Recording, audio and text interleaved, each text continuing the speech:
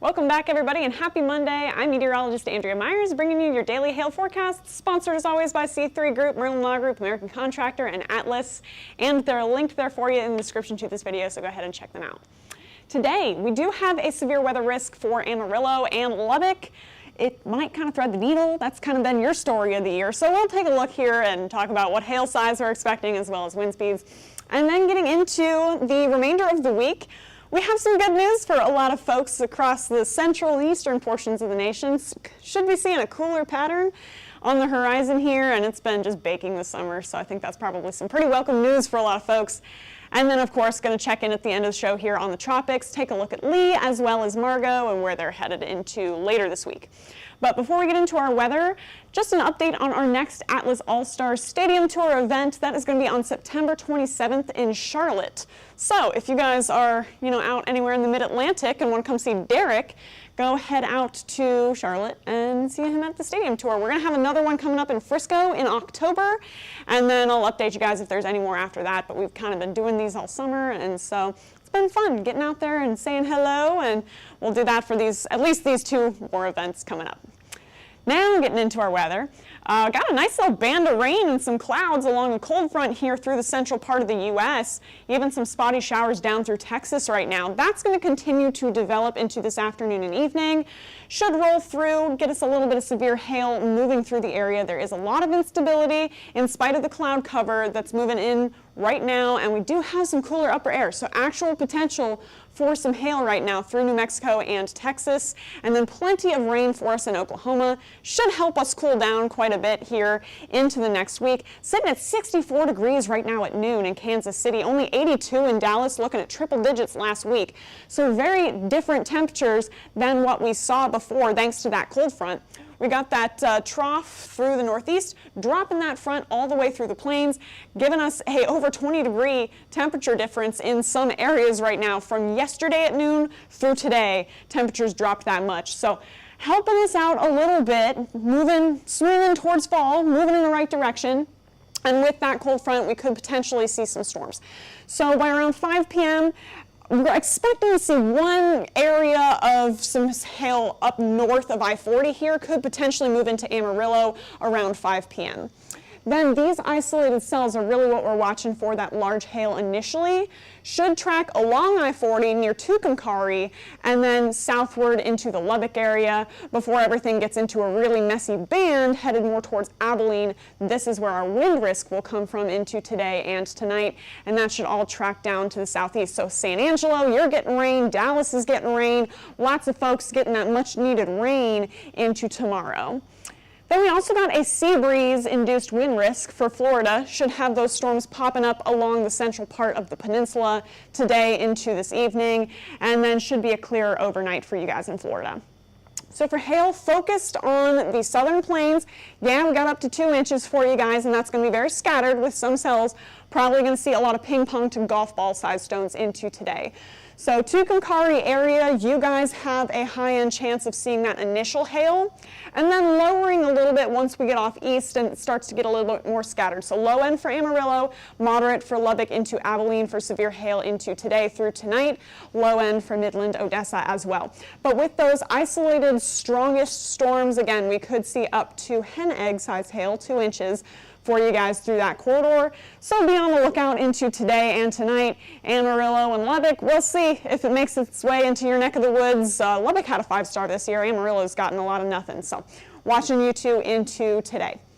Then for wind, got some severe wind chances out through the same area here, and then Florida as well. So again, if you're in that corridor, pretty much from Tucumcari out into southwestern Oklahoma and down south towards the San Angelo area. That's where you'll get that severe wind chance, and those chances are going to pick up a little bit when things line out and then start heading down towards the southeast, towards like Abilene and the Midland. Then for Florida, it's going to be low wind chances across the board from Jacksonville into Melbourne, as well as Orlando, with those scattered sea breeze storms here and there. Maybe some gusts up to 60, but those are going to be few and far between. A whole lot of rain for you guys.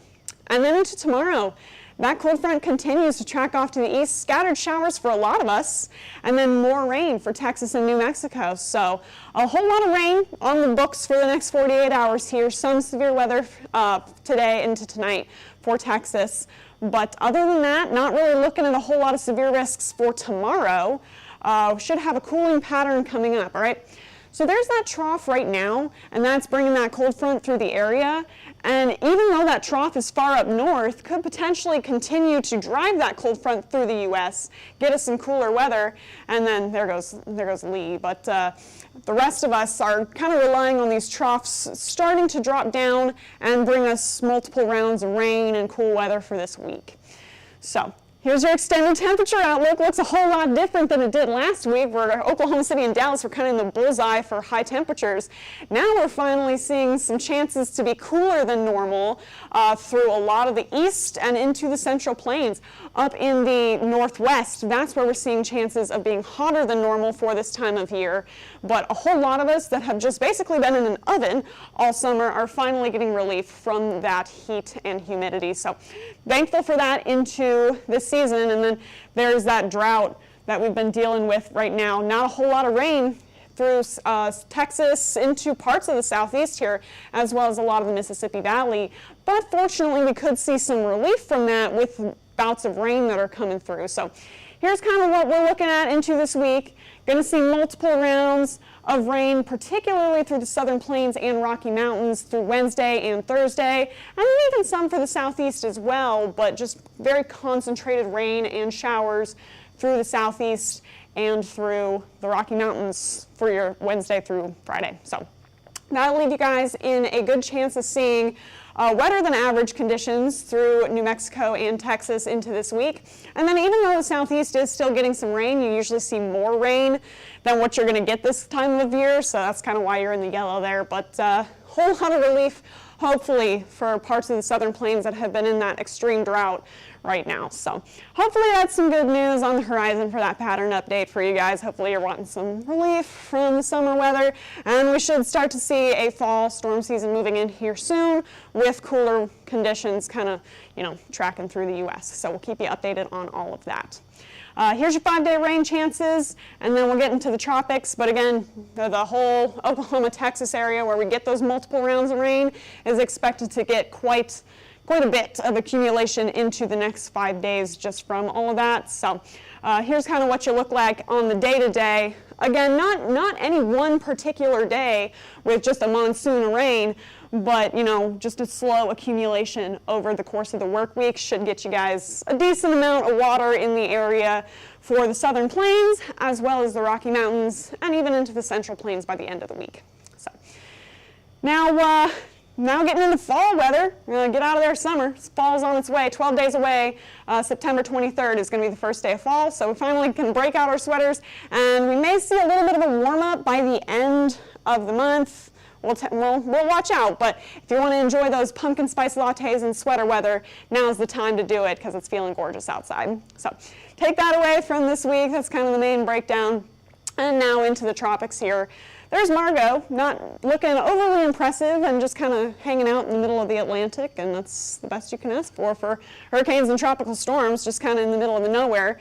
But then there's Lee, and it's been just crawling over the Dominican Republic, Haiti, and making its way that way. Hasn't really moved much since last week, and not really moving very quickly still.